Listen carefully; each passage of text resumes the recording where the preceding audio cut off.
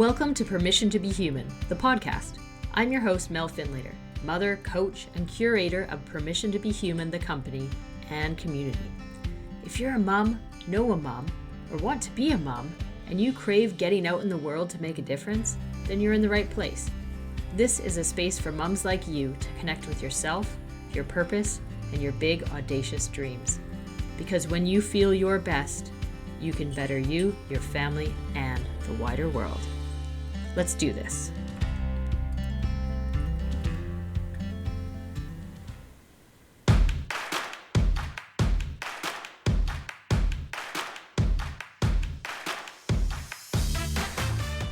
Happy birthday to us. It is 1 year since this podcast, Permission to Be Human, the podcast, has come into fruition. That's not even counting the trailer that happened a little while before. I'm so excited that, one, I've made it this far. Being consistent every single week, an episode has come out Tuesday morning, 7 a.m. PST. And you know what? I'm so excited that people are listening because I really believe in this message that mothering is what's going to change the world. And you moms and you people mothering with big audacious dreams, we need to support you to be your best self, right? And to have those big dreams. So thank you so much for showing up and listening to this podcast. Whether you've listened since the beginning or this is your very first episode, I am so grateful and appreciative for you being here right now. I am going to be giving away 2 pretty incredible prizes. I'm going to be giving 2 coaching packages for Possibility Coaching, where you get to work with me one-to-one and look into what your big audacious dream is and how you can get there. I will support you, I will cheer you on, and I am so excited to do just that. So 2 packages are coming your way for those people who do the following. To really support this podcast, please go on Spotify and rate us and follow us. That will also make sure we get in your list, so it shows you when a new episode comes up. And if you're on Apple, then you can go in there and rate and write us a review. That really helps me and the podcast to be seen by more people, so thank you. And yeah, whoever does will be entered into a draw, and on Saturday I will find some magical online tool to pull it out of a hat and see who wins those 2 coaching packages. I'm going to add another one on, and I'm literally just thinking of it right now, which is I have a beautiful bookshelf behind me. If you're just listening to audio, you can't see it, but it is lovely and color-coded and gets commented on a lot. And I'm going to let you pick your favorite book off my bookshelf and send it to you in the mail. So that's pretty awesome. These books are full of science-backed tooled, positive psychology, inspiration, parenting, strength-based models. There's so much good stuff up there. So I'm going to send you a book that will be a 3rd prize. So hooray. It's 1 year. Phew, it has been quite a week with a podcast coming out every single day. Prizes coming out later this morning, 10 a.m. PST, May 18th. If you haven't done it yet, do what we just explained above and rate and review to get in it. So in celebration of 1 year of this podcast, I have brought together all of the top tips from the episodes during year 1. These are every guest that has come on the show has been asked to give 1 tip at the end of the episode, and I've collated them all together. So these are tips on your wellness, well-being, mental health, going after that big dream. They really vary, but they are the thing that each of our guests thinks that you as mothers or people mothering and listening to this need to know to better your lives. So enjoy this mixture of tips. First, we have Carol Williams Love. you deserve this type of self-care, and do it throughout your day all day, and celebrate whatever it is that you're doing, and allow yourself the gift of building your resilience and then pulling out the havening when you need it, also for that reducing stress as it pops up, and gift it to the kids. I mean, like, this is something you want to enjoy, and make sure that you're sharing it freely. Let that ripple effect happen. From Sarah Treadwell. Set your intention of where you think you want to go. I would suggest it to be as broad as possible. Not, I want a red car, but say, I want a safe way to travel, let's say, as an example of the broadness. And then try to find ways in every day that you've done something towards that intention. Find things in your life that have fit into that for you. Not an active, oh, I have to do something today, but notice the ways that the opportunities in every day align with that intention. Say that intention every day and then look around. It's like a mystery puzzle. You're on a journey. Look around for the things that fit into that intention so you can be noticing them as they show up versus thinking you have to wait 10 years for them to be there for you. Dr. Crystal Morrison. I would say, especially to moms that they just have this idea, they have this kernel in their head that they just can't quite loosen up. It could be a dream, it could be a business idea, it could be any number of different things, is to try and carve out at least a little bit of time to put pen to paper, or to putting your thoughts on paper. The basic thing. Why does this matter? How could I accomplish this? Start brainstorming on different things. And really start as simple as that. And I know that's what I did early on as I was starting to contemplate a career pivot. And then the last part of that is, who are the people that I need to talk to or I need to bring into my life that can help me move this forward, or provide the right networks to help me move this forward. But really that basic what, why, how, and who, and to start thinking through, because that helps you. Writing things down forces you to be a little bit more concrete, to add a little bit more details, to add a little bit more meat to it. And that's a really great starting point. And so that would be my suggestion as that starting point. And this applies to even if you have pivoted careers. I tell my kids, I don't know what I'm going to be when I grow up, because we're constantly growing every single day. And so I may have a new idea or a new thought on how I want to shape things for Meerkat Village. And I try to do that same thought exercise. What is it? Why is this going to be important? How are we going to accomplish this? And who do we need to bring on board, or do I need to get in contact with to help make that a reality? And so that's just the little mental exercise I do. And I personally find that by writing things down or typing them out, it forces me, like I said, to be a bit more concrete on making it happen. Anna Wolfman. The only thing I would just say is honor that voice inside and that fire inside.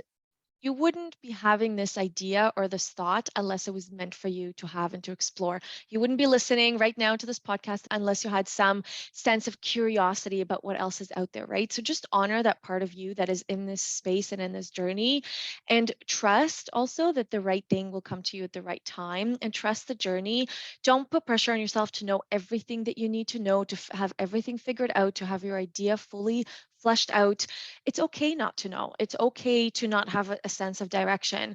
Just trust yourself and take action to just take the next immediate step. You don't have to see the whole road ahead. Just take the next immediate step and know that the next step after that will reveal itself, and the next step after that will reveal itself. And yeah, just don't put all that same pressure. Tune into yourself, follow that dream, and trust yourself and take action.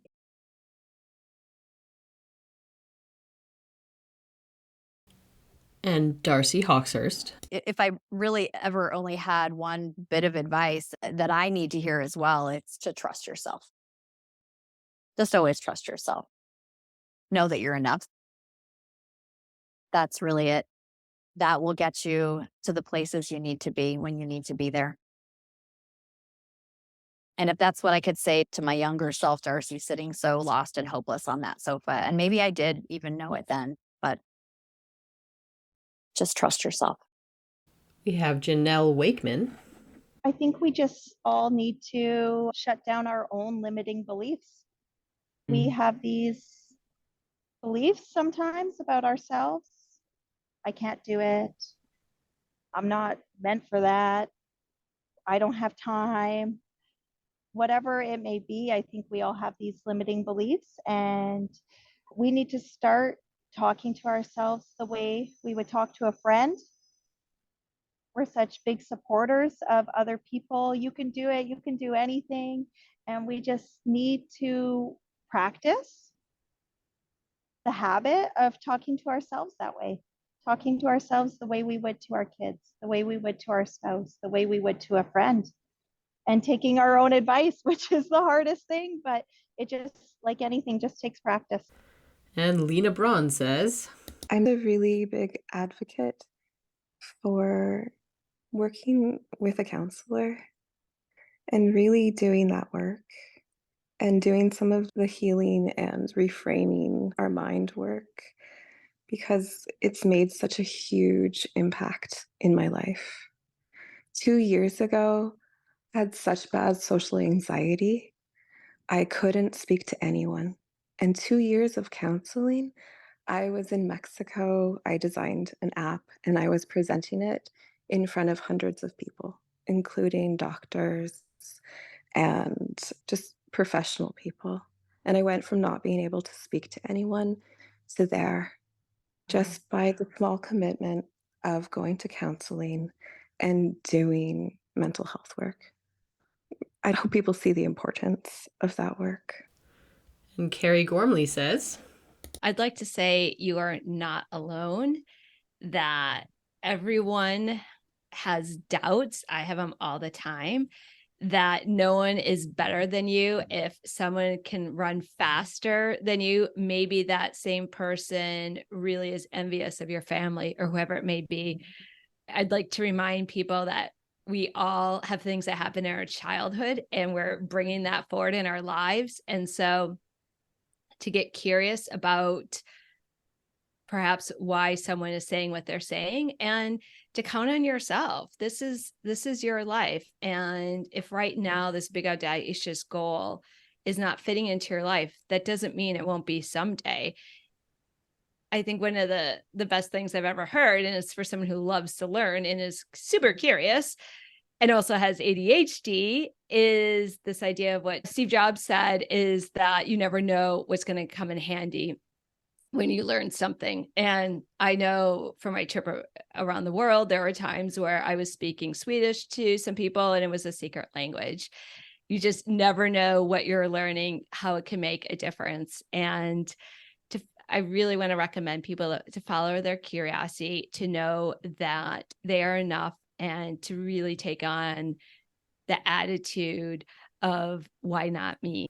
from Michelle DeKaiser, if you're out there saying, yeah, I want more, I want to do something with my life, I want to leave something behind, any of those questions out there, you don't need answers, but you need the right group of people to talk to help bring that out of you and support each other in it, because it does get hard.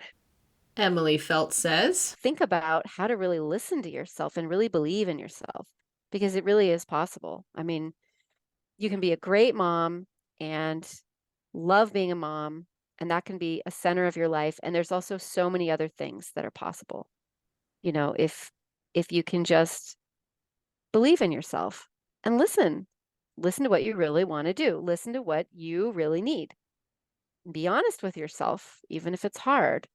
I know there's no limit to the amount of things that we can bring into our lives. There really isn't. And especially when you're thinking about that these things can be easy. They don't always have to be hard. They don't even always require extra time or extra energy. the incredibly experienced Louisa Jewell says, we don't have that many days on this earth, right? I'm really starting to get very clear on what I focus my attention on and what I spend my time on. You know, that word spend, it's like I'm careful on what I spend my money on, and careful on what I spend my time on, and I've only got one life to live. So I really do think it's important to be doing what you really want to do and find the courage and the confidence to go and do it. Because at the end of your life, there's nothing worse than sitting there regretting what you didn't do. And that's where most people's regrets are, not what they did do in life, but what they didn't do in life. And think about that. Think about sitting on your deathbed and thinking, did I really go out and live the life that I wanted to really live? And from our expert adventurer, Catherine Edsel. I think it's about really listening to yourself, because you always get to that stage where, like I said, you're trying to make excuses. Oh, that's too hard, or that's too difficult, or, you know, that's not possible. And that comes up all the time. You know, you always have that thing, oh, it's like, oh, I just don't know.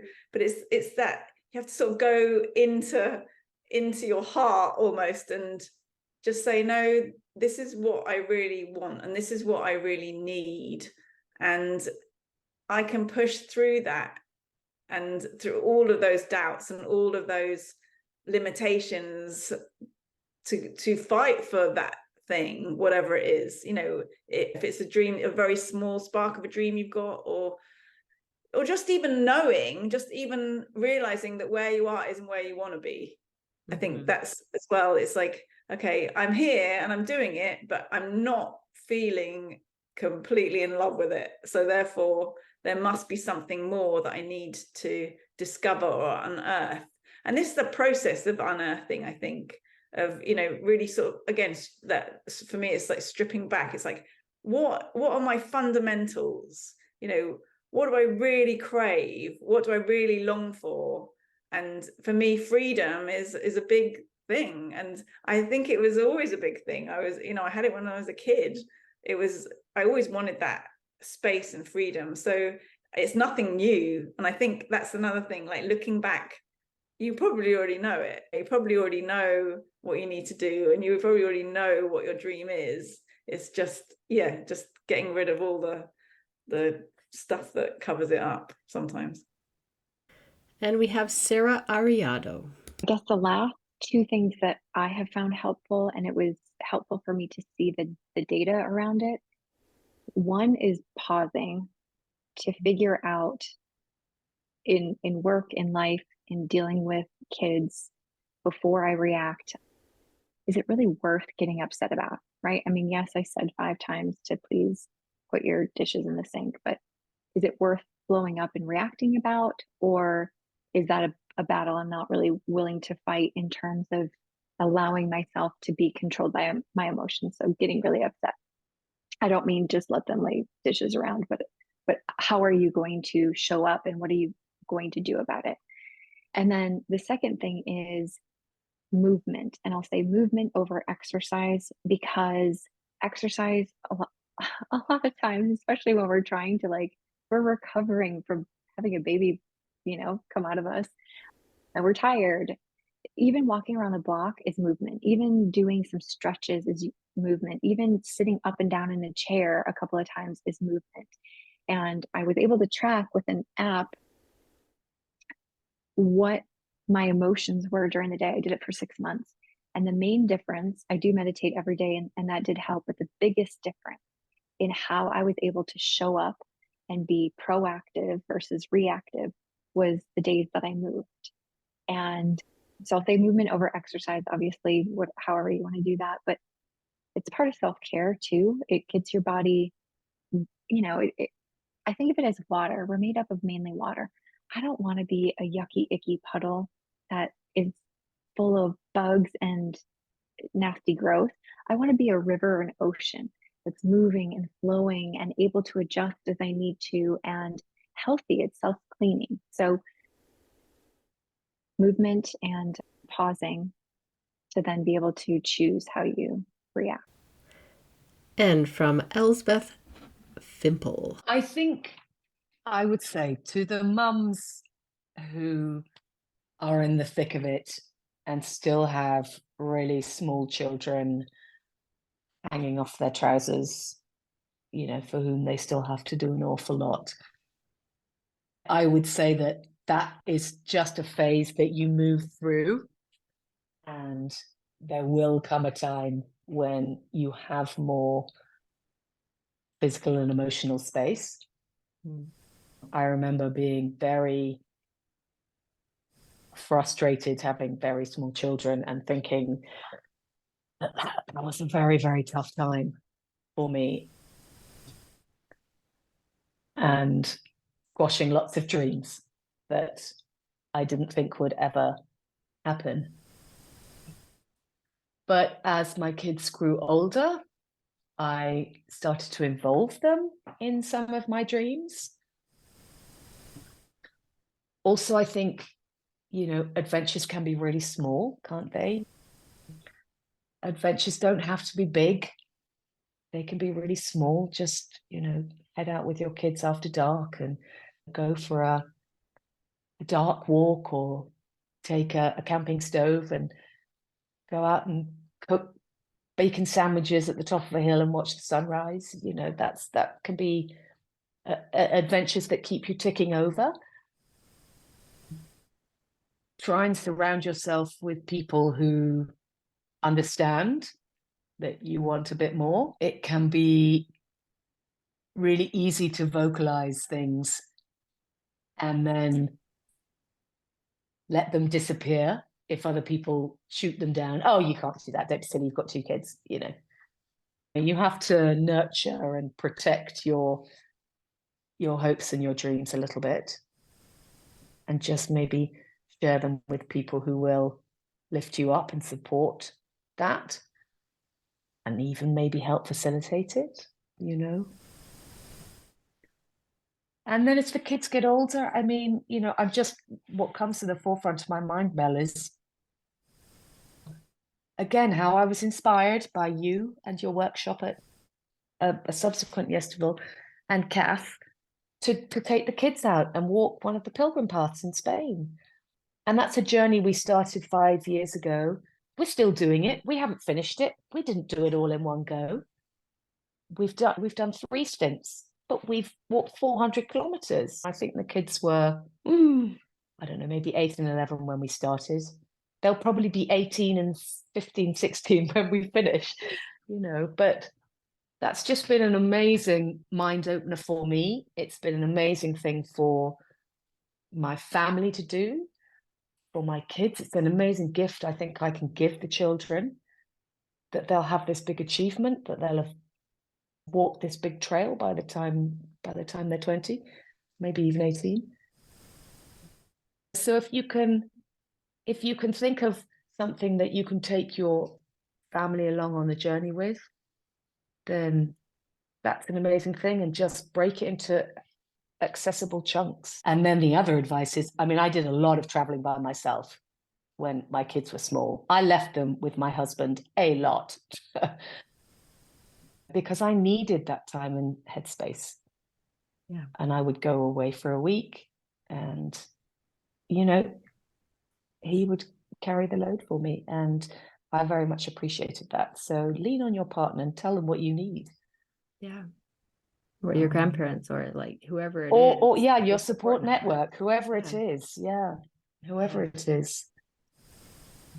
Because even if it's the day or 24 hours, you can get some of what you need in short bursts. Yeah. And then when you can make those times a bit longer. Next, we have Kiasha Naidu.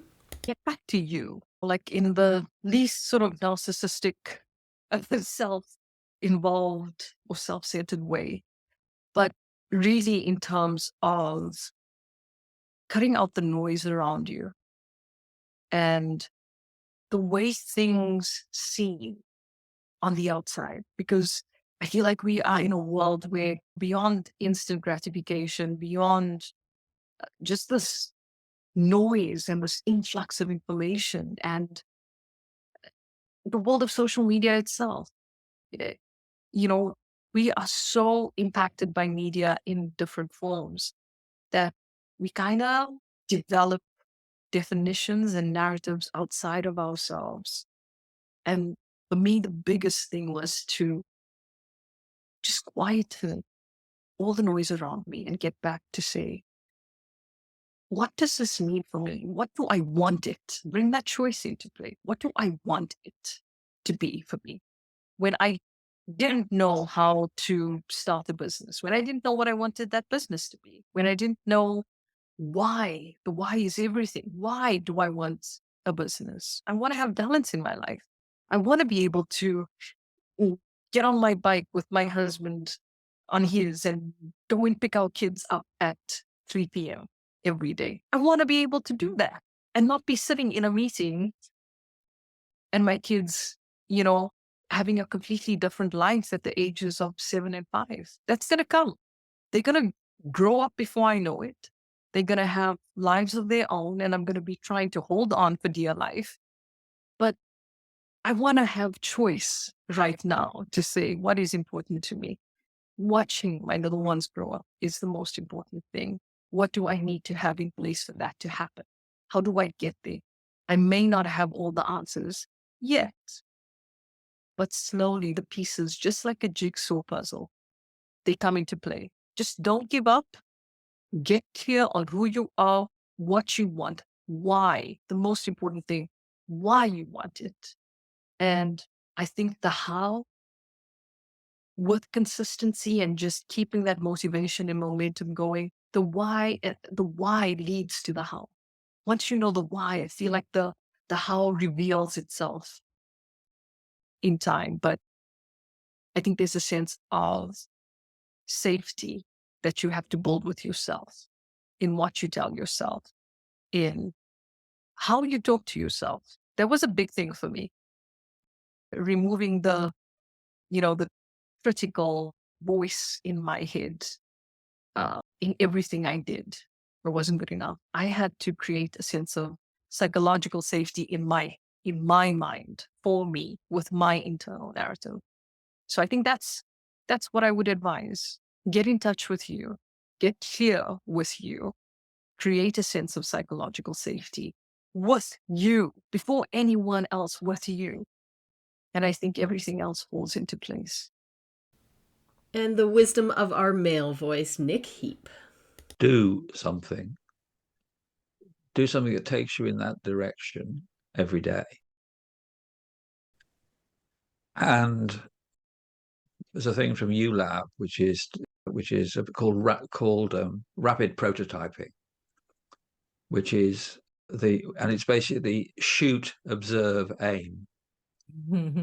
So you shoot first. In other words, you do something, you see what happens, and then you aim, which means you shoot again. But anything interesting, you can't predict in advance. You can't do all the analysis in advance to predict it's going to work. Yeah. The quickest way to find out whether anything is going to work or not is to have a go. And you can always take a direction, which is something like, my life won't be complete until I've failed comprehensively at least twice. From Linda Grubick. Most fundamentally, it comes back to the why. Oftentimes we say, we want to be this type of person or we want a change, but we don't know why. So we're grasping for things and we're hoping that this will be the change that we need. So I think firstly, connect to that why. Take a moment to reflect. For some, it's journaling. There's so many apps out there if people do mindfulness meditation. Be curious with yourself. Try and land on, why this is coming up for you.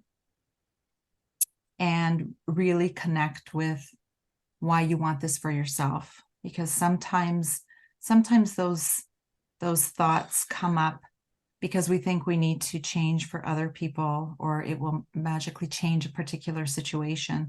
So my recommendation would be is to come back to your own why for yourself.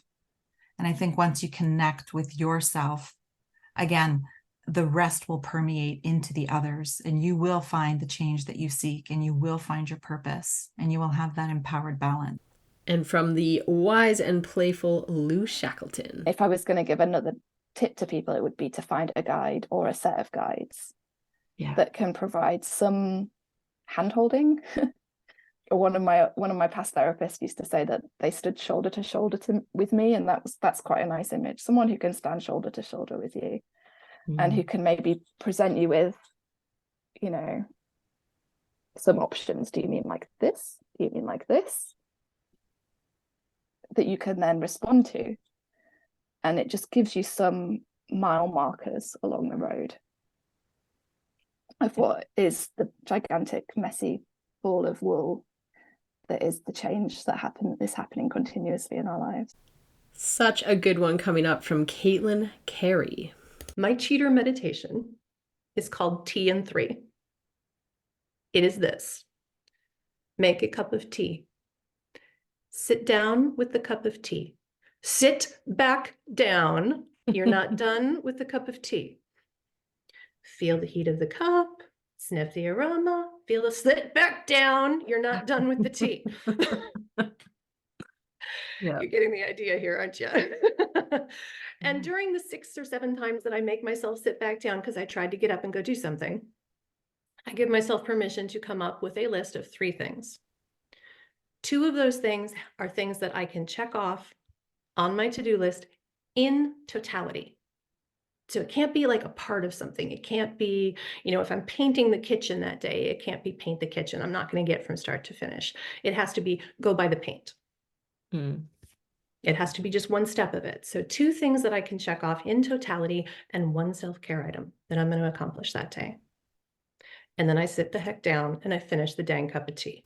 We have Mandy Martini Quien Choila. I want if any mother or any person is listening to this to know that this response or reaction to survival, like the anger and frustration and the stress, and it's not part of who they are. It's not who you are or who you're meant to be or stay there. You don't have to do that at all. And your body, it was meant to always release these responses. You can never forget that without our ability to heal, life wouldn't even be possible. Like healing is a requirement, right? Otherwise, it just can't continue. Pay attention to these responses you have when you're angry or frustrated, when your body is trying to release and reset itself, when it's just starting to tremble or shake, and some body parts start to twitch and stuff like that. Just let it do it. Let your body move through that to release any adrenaline and cortisol or any stress you have in your body. So paying attention and being aware. What is the response and what is you? There's 2 different things. You're not the same person you are in survival as you are. You're really you. We have the ever so lovely Jennifer Irwin.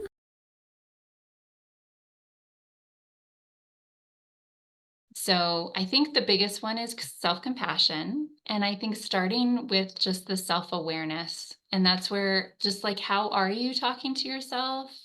How are you treating yourself?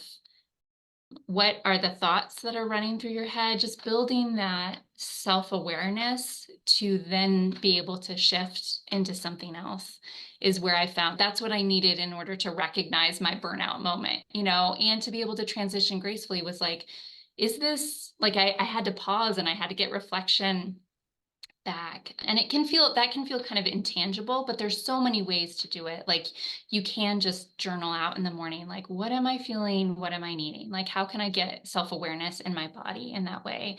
Or journaling out, like, what are the thoughts that are running through my head when I'm having a stressful moment? And just noticing, building that awareness.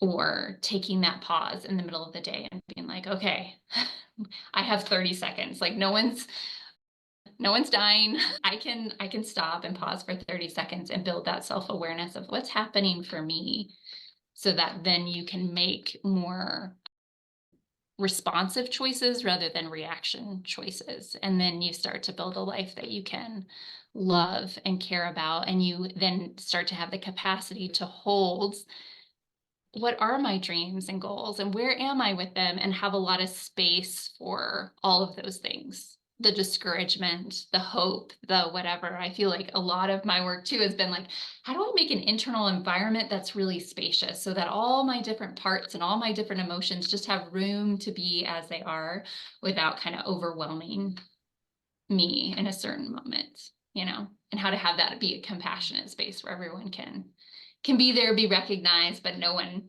maybe no one's not like taking over, like my inner critic's not taking over the show, you know. She can stay there and I can love on her, but she doesn't have to run me anymore. And we have Emily Claycorn.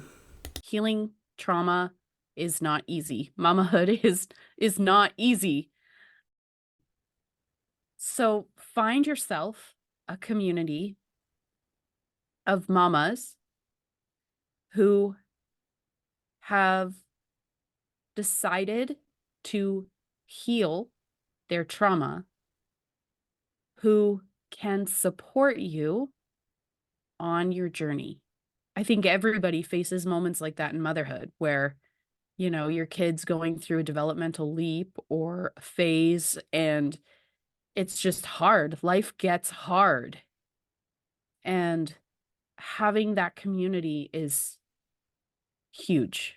So find yourself a community, whether it's girlfriends locally that you can connect with, or a book club for moms, or a Facebook group. Be careful with Facebook groups because not all are healing focused. Some are just there to commiserate with each other. But, you know, community comes in so many different forms. And it's huge. We were designed to be in community. And we have Jody Mulholland. My tip would be to stop when you can, right? To just take a breath. Take a breath and know that the answers don't need to be right now, that you don't need to like necessarily dig deep in that moment, just to be present in the moment and be open to what's unfolding in front of you, if that makes sense. And to be, again, like not to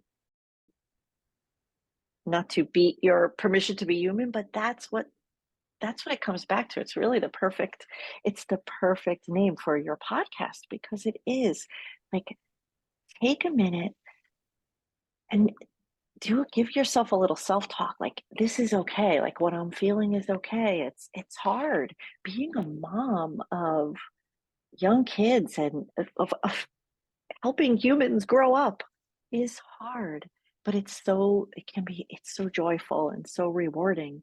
But to just remember that it's okay to accept what you're feeling, take a deep breath in, hide somewhere, whether it's in the car, wherever it is, because you need time to just be. And these big dreams, these big, audacious, wonderful dreams will come to you in time. And we have Mary Kate Shutt. This may sound cliche, and I'm going to say it anyway. Trust that you know what's best for yourself and your children. And I want to offer as well that the intuition, the gut level, heart level, knowing that we've referenced, that voice is way softer than the voice of the mind. Your mind is going to tell you all the things that you should be doing. Your mind's going to tell you why changing your mind is a bad thing. Your mind's going to impose all of the fear and the guilt that you're likely feeling as a mom. If you give yourself space and trust whatever whisperings of your intuition come up, that will likely lead you to trusting yourself more and a little bit more freedom in the regard of changing your mind. And we have Pamela Beckler. Other than caring for your body, of course, immediately, because I treat so many women in different stages of their life, and a lot of women that have just had children, is space. if you can, and I mean, coming from as a single mom, I didn't have a lot of space, but if you can create those boundaries between everything else in your life, your kids, your husband, your career, whatever it is, to have space alone to be able to sit within yourself and think about these deep things. I think so many moms are just flying through life.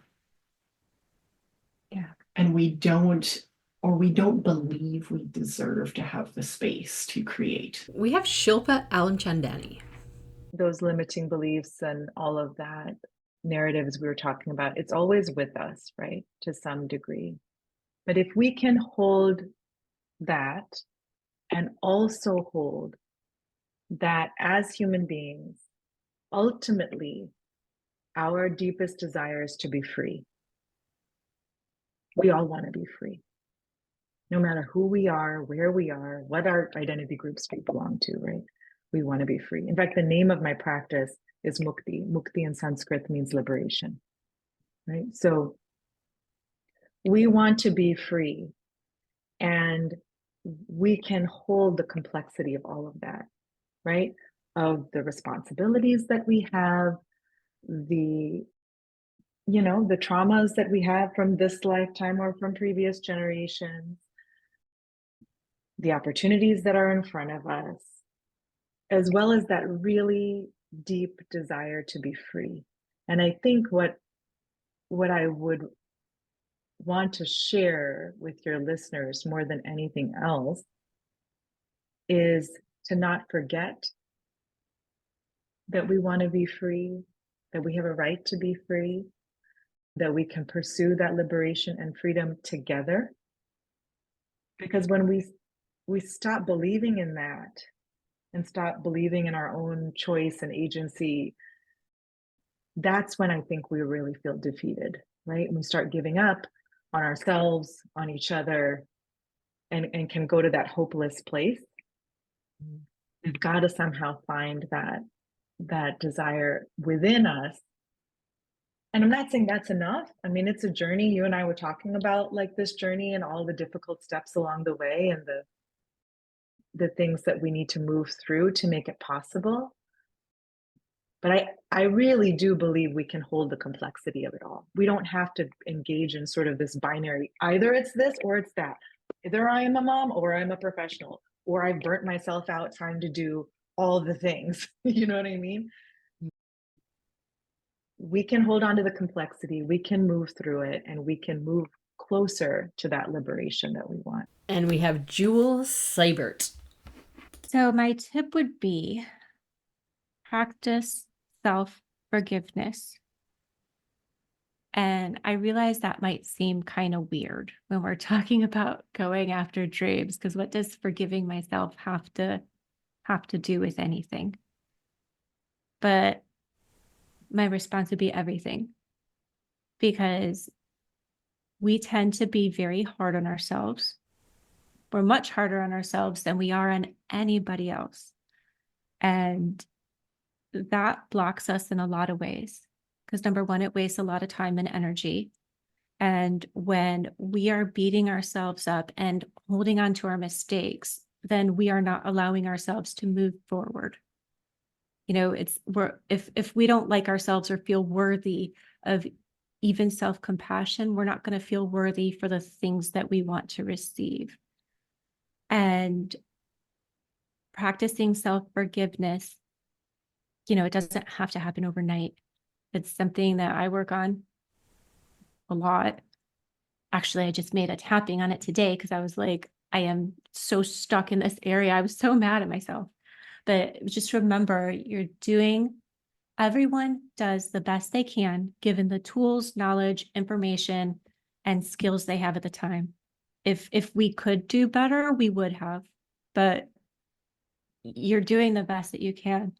And so have some grace and compassion for yourself and find a way to forgive yourself, because the kinder you are to yourself, the kinder you'll be to everyone else, and the more you can give and receive. And we have Stella Zanella, our beautiful 9-year-old guest, giving us this tip. Tip for the kids, like for their big dreams, is not to give up. Like if you want to do this, you might be the first, so you have to do it no matter what. If you want to do it, you'll do it because time is ticking. Not that much. Or at least for adults. And Stella's mom, Sandy Zanella, gives us her tip. So I would say to support kids, first of all, I think we need to invest in that connection so we can understand why they want to pursue this and we can help them more, because it's easier sometimes. Parents don't take their kids seriously because they think they're just blah blah. If I would have said like, no, Stella, come on, why you want to do this certification? But I knew how much it meant to her because I am really connected to her and I listen to her and I know that she wants to pursue this. So I think the connection is the most important and the first thing. And then of course, listen to them and know that, or explain to them that they have to commit. It's something that if you start, this is going to be the process. Are you ready to do it? Will you be able to commit to this, etc. And for moms who they have a big audacious goal, I love it. I say just do it, just because sometimes we just want to wait till the perfect moment everything is perfect, and years can go by. Even me, I've been wanting to do, not now, but like the book. I was like, I want to do it. And one time during the pandemic, I was like, I'm just going to do it and we'll see how it goes. And it took me a while because it was a pandemic, of course, and I couldn't even sit next to the illustrator. So everything took even double the time because it was back and forth email. And it took a longer time. But I say, just do it and see what happens. Don't be afraid. Just jump and you'll figure it out later. Phew. That is it. That is all 33 of the guests we've had in year 1 of Permission to Be Human, the podcast. And I don't know about you, but I am feeling full of incredible information and gratitude for the amazing people who have come on and shared their stories and shared their wisdom with both myself and all of you who are listening. So thank you so much to our guests for doing that. Hey, are you interested in being a guest on my podcast? Everybody has a story, literally everybody. And if you've always thought, well, I'm kind of already doing that dream, or I'm partway through, or maybe you just want to come on and ask a bunch of questions, you can. Just pop me an email at mel@permissiontobehuman.ca and let's see what we can do. You never know. And lastly, don't forget that if you are listening to this on the day of release, May 18th, then you have very little bit of time left if you listen to this right in the morning. At 10 a.m. today, we are announcing the winner to the draw that we are doing. We've got some awesome prizes. You can have some free coaching with me or choose a book off my bookshelf and I will send it to you.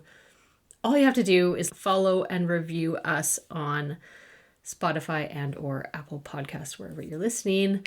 It makes such a big difference to getting the algorithm on our side and getting this as far out as possible. And hey, if you happen to listen to this before 10 a.m. PST on Saturday, May the 18th, then you are in luck because you can still do this and potentially get a prize for it. And you know what? If it's after prize time, please still do it because it helps me and so many other mums greatly. Again, algorithms. That is it, folks. This has been Mel Finlater on Permission to Be Human, the podcast. And I am so glad that you have joined us here today and hope that you have taken away some tidbits that will help you go away, connect with your big, audacious dream, and make that massive impact in the world that you are dying to make. If you liked today's episode, please, please, please like it, share it. Think of one person. Think of one person that you think would also like it and send it on over to them. Let's get this out there and more moms feeling like themselves, inspired, dreaming big, and out there being them.